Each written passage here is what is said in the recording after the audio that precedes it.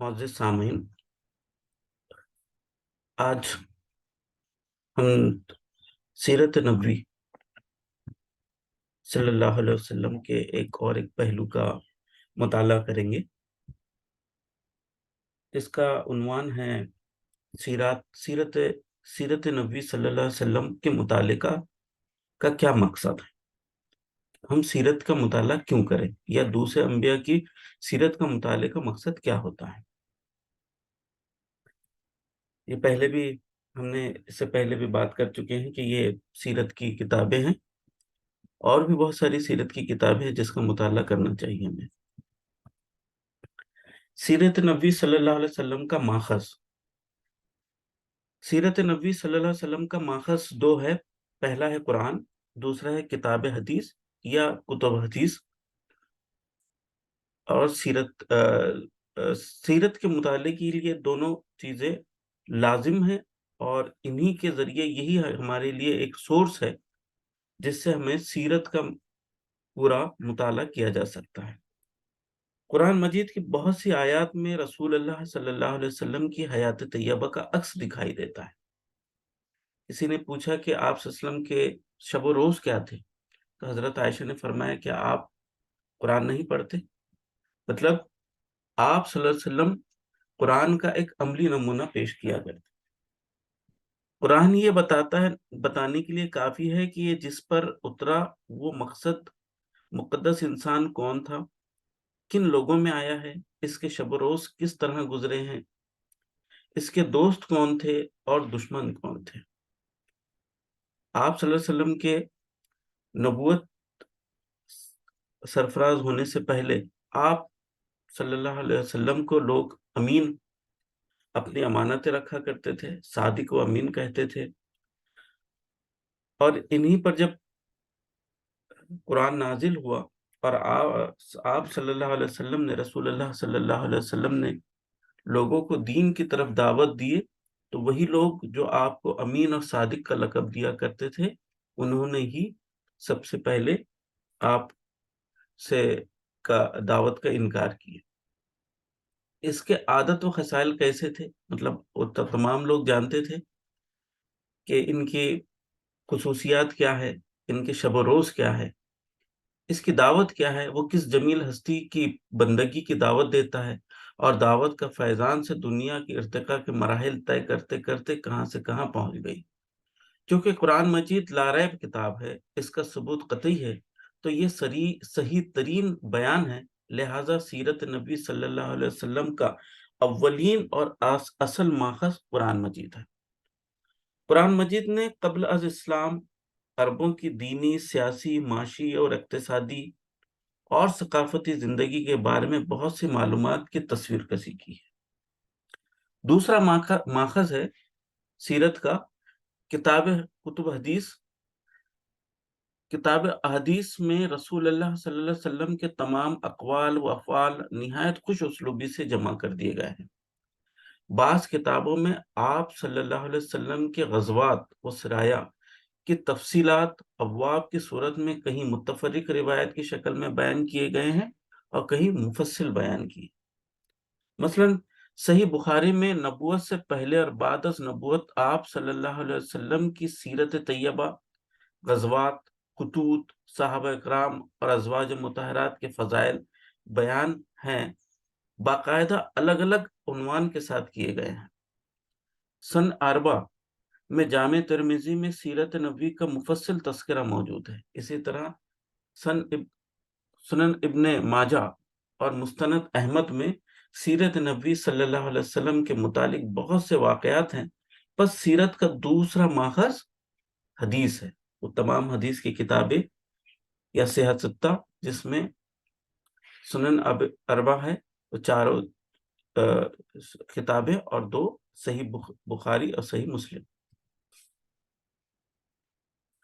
سیرت نبی صلی اللہ علیہ وسلم کے مطالعے کا کیا مقصد ہے، ہم کیوں مطالعہ کریں، اور اس کا مقصد کیا ہے، اور اس کا ایک طرح سے آؤٹ کم کیا ہونا چاہیے۔ پہلا ہے، رسول اللہ صلی اللہ علیہ وسلم کے اقتداء و اتباع کا اولین تقاضا یہ ہے کہ زندگی کے مختلف گوشوں میں آپ صلی اللہ علیہ وسلم کی صفات و اخلاق، آپ صلی اللہ علیہ وسلم کی نبوت کے دلائل و خصائص کی معرفت حاصل کی جائے۔ جو شخص آپ کے اخلاق کی زندگی سے آگاہی حاصل کرے گا، وہ یقیناً آپ صلی اللہ علیہ وسلم سے محبت بھی کرے گا اور آپ صلی اللہ علیہ وسلم کی پیروی بھی کرے گا۔ یہ پہلا تقاضا ہے، یہ پہلا مقصد ہے کہ جب تک کہ ہمیں آپ صلی اللہ علیہ وسلم کی زندگی کے بارے میں معلومات نہ ہوگی، تو محبت کے تقاضے کے لیے یہ پہلے ضروری ہے کہ آپ صلی اللہ علیہ وسلم کی سیرت کا مطالعہ کیا جائے۔ دوسرا، سیرت طیبہ کا مطالعہ کرنے سے کتاب اللہ یعنی قرآن اور سنت کا فہم کی بڑی مدد ملتی ہے۔ کیوں؟ اس کی وجہ یہ ہے کہ جب ہم سیرت کا مطالعہ کرتے ہیں تفصیل کے ساتھ، مسلسل ترتیب کے ساتھ، تو قرآن کے نزول کب ہوا، اس کے مخاطبین کون تھے، وہ کس پس منظر میں آیات نازل ہوئی، یا آپ صلی اللہ علیہ وسلم کی جو حدیث ہے وہ کس پس منظر میں پیش ہوئی، اور آپ صلی اللہ علیہ وسلم نے کب اور کہاں فرمائی، تو اس سے سیرت کو سے پڑھنے سے اللہ کی کتاب کا قرآن کے فہم سمجھنے میں بہت ہی مدد ملتی ہے۔ ایک طرف کتاب اللہ کی آیات کی شان نزول اور اس کا پس منظر، مخاطبین اور مقصد، اور دوسری طرف حدیث کی معرفت حاصل ہوتی ہے۔ تیسرا، قرآن آیات کے اسباب نزول، رسول اللہ صلی اللہ علیہ وسلم اور صحابہ کرام کے ارشادات سے صحیح معنوں میں باخبر ہونے اور عمل کرنے کے لیے سیرت طیبہ صلی اللہ علیہ وسلم کا مطالعہ شرط اور لازم۔ قرآن کو سمجھنا، اس کے شان نزول کو سمجھنا، اس کا مقصد، پس منظر کیا تھا، کن لوگوں میں اور کب نازل ہوئی، مکی صورت ہے یا مدنی صورت ہے، اس چیز کو سمجھنے کے لیے اگر ہم سیرت کا مطالعہ کرتے ہیں تو اس کو بآسانی سمجھ سکتے ہیں۔ سیرت طیبہ صلی اللہ علیہ وسلم کا مطالعہ کرنے والے عقیدہ، ایمان، شریعت، تفسیر، حدیث، اخلاق، صداقت، سیاست، عدالت، دعوت و تربیت اور معاشرت و دیگر امور کے بارے میں بالکل صحیح، مستند اور مفید معلومات اور رہبری حاصل ہوتی ہے۔ پانچواں، سیرت طیبہ صلی اللہ علیہ وسلم میں ہر شعبے کی زندگی کے لیے سبق موجود ہے، چاہے وہ آدمی سیاست سے رلا ہو، حکمران ہو، رعایا ہو، معلم ہو، ہر کسی کے لیے اس کے اندر ایک سبق ہے، چاہے وہ حاکم ہو یا محکوم۔ خصوصاً دعوت کا کام کرنے والوں کے لیے ایک عظیم الشان رہبری ہے۔ جو بھی دعوت کے کام کرتے ہیں، چاہے اپنوں میں دعوت کا کام کرے یا غیروں میں دعوت کا کام کرے، ان کے لیے آپ صلی اللہ علیہ وسلم کی زندگی کے اندر ایک بہت بڑی رہبری ہے، جس سے دعوت اللہ کے راستے میں پیش آنے والی مشکلات اور آزمائش سے نپٹنے کی ہمت پیدا ہوتی ہے۔ جب ہم سیرت کا مطالعہ کریں گے تو ہمیں پتہ جب چلے گا کہ جب آپ صلی اللہ علیہ وسلم نے لوگوں کے سامنے کھلم کھلا دین کی دعوت دی، تو اس کے رد عمل میں کون کون سی مشکلیں پیش آئی، اور آپ صلی اللہ علیہ وسلم نے وہاں کون سے حکمت عملی اور صبر کا مظاہرہ کیا۔ انبیاء علیہ السلام کی بنیادی دعوت، وہ کون سی بنیادی دعوتی تھی جو تمام انبیاء اکرام نے، انبیاء علیہ السلام نے لوگوں کے بیچ میں دعوت دی ہے۔ ابتدا میں لوگ اللہ کے بتائے ہوئے راستے پر چلتے رہے، مگر کچھ عرصہ گزرنے کے بعد ان میں بہت لوگ غلط راہوں پر جا پڑے۔ اللہ کے علاوہ انہوں نے اپنے لیے بہت سے معبود بنا لیے جس کی پرستش کرتے تھے۔ تب اللہ تعالیٰ نے ان کے درمیان میں اپنے منتخب برگزیدہ بندوں کو بھیجا اور اپنی ہدایت نامے نازل کیے۔ اور کیا فرمایا اللہ تعالیٰ نے سورہ بقرہ میں کہ ابتدا میں سب لوگ ایک ہی طریقے پر تھے، تب اللہ نے نبی بھیجے جو راست روی پر بشارت دینے والے اور کچھ روی کی نتائج سے ڈرانے والے تھے، اور ان کے ساتھ کتاب برحق نازل، یعنی اللہ کی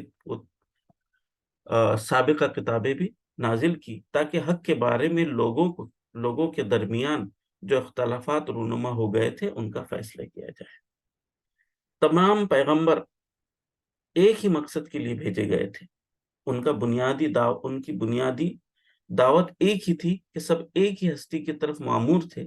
ہر ایک نے اپنی امت سے خطاب کر کے ایک ہی بات کہی کہ صرف اللہ پر ایمان لائے اور اس کے اقتدار اعلیٰ میں کسی کو شریک نہ کرے۔ اللہ تعالیٰ سورہ نحل میں فرماتا ہے کہ ہم نے ہر امت میں ایک رسول بھیج دیا اور اس کے ذریعے سے سب کو خبردار کر دیا کہ اللہ کی بندگی کرو اور اس کے طاغوت کی بندگی سے بچو۔ چند مشہور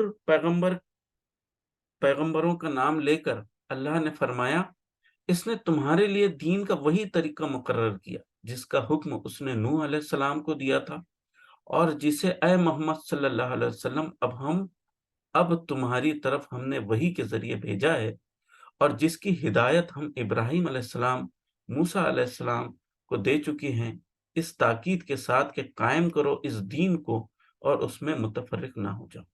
سورہ شورى کی آیت ہے 13 نمبر کی آیت۔ یہ دین جس کو لے کر تمام انبیاء آئے تھے اسلام تھا۔ تمام انبیاء علیہ السلام کے دعوت اسی کی دعوت دی، اسی کے داعی تھے۔ بعد میں ان انبیاء کے امتوں میں اختلاف اور انتشار ہو گیا۔ انہوں نے اپنے انبیاء علیہ السلام کی لائی ہوئی تعلیمات میں تحریف کر دی، تبدیلیاں کر دی، بہت سی باتوں کو نکال دیا اور بہت سی باتوں کو شامل کر دیا۔ اس لیے اللہ تعالیٰ سورہ آل عمران میں فرماتا ہے، اللہ کے نزدیک دین صرف اسلام ہے۔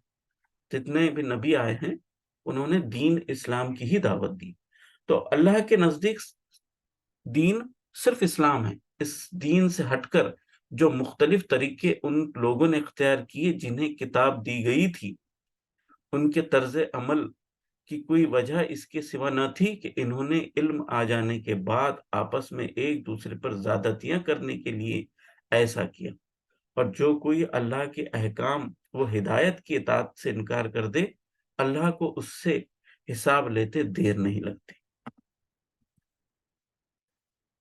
تمام انبیاء علیہ السلام کی بنیادی دعوت اور بنیادی موضوعات کون سے تھے؟ وہ یہ تھے، عقیدہ توحید و عبادت۔ اللہ تعالیٰ فرماتا ہے کہ ہم نے تم سے پہلے جو رسول بھیجا ہے اس کو یہی وحی کی ہے کہ میرے سوا کوئی اللہ نہیں، بس تم میری ہی بندگی کرو، نماز قائم کرو اور زکوٰۃ ادا کرو، اور جو لوگ میرے آگے جھک رہے ہیں ان کے ساتھ تم بھی جھک جاؤ۔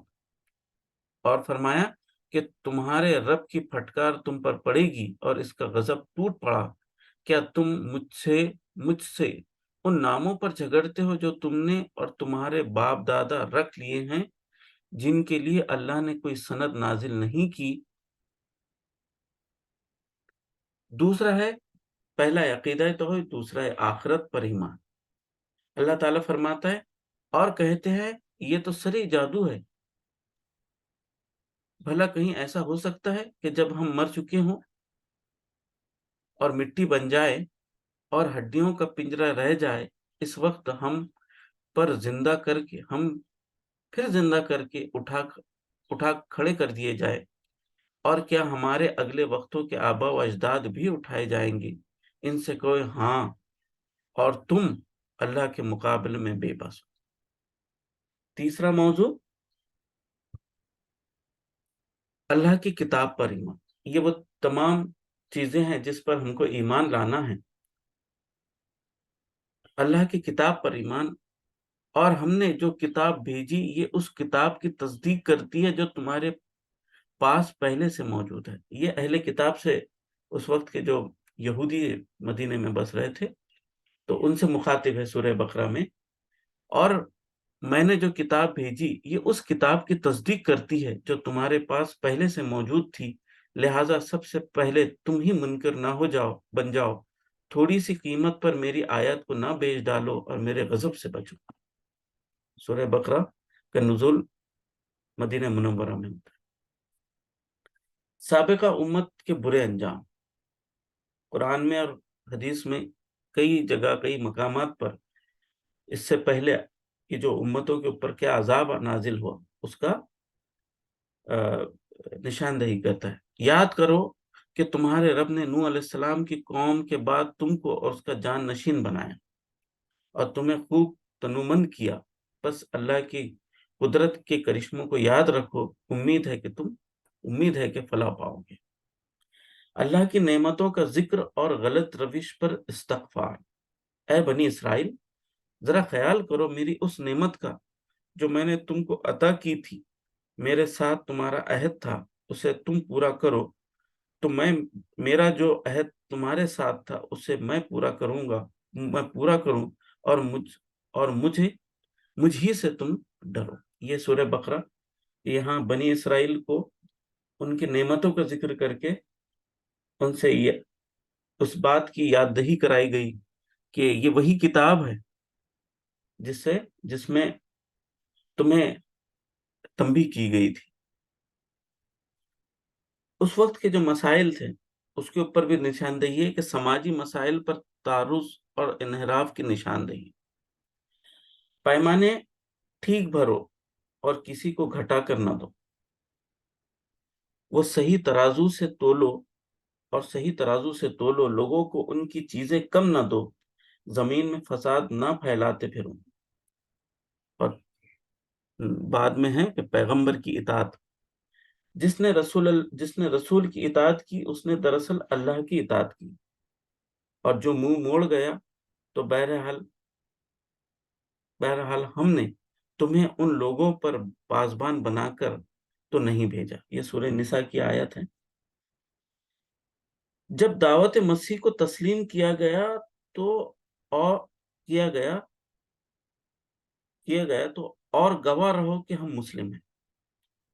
یہ اسطاف کی نشاندہی ہے کہ جب عیسیٰ علیہ السلام نے لوگوں کو دعوت دی تو کس چیز کی طرف دعوت دی کہ مسلم ہیں، اسلام ہمارا دین ہے۔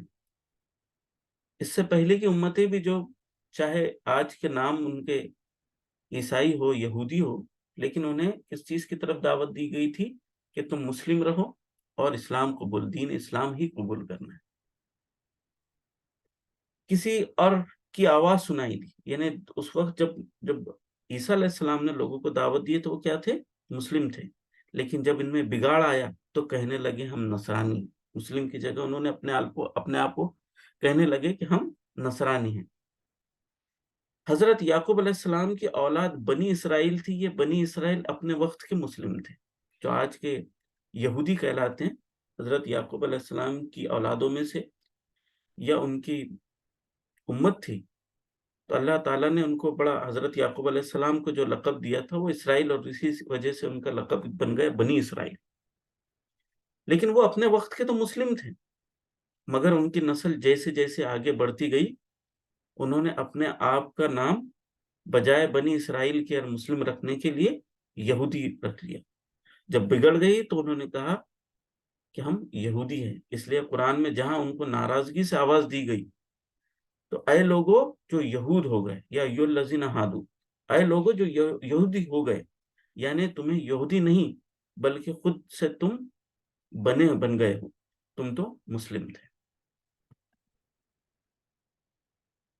انشاءاللہ یہ آج کا موضوع تھا۔ انشاءاللہ اگلی بار دوسرے موضوع کے ساتھ حاضر ہوں گے۔ السلام علیکم۔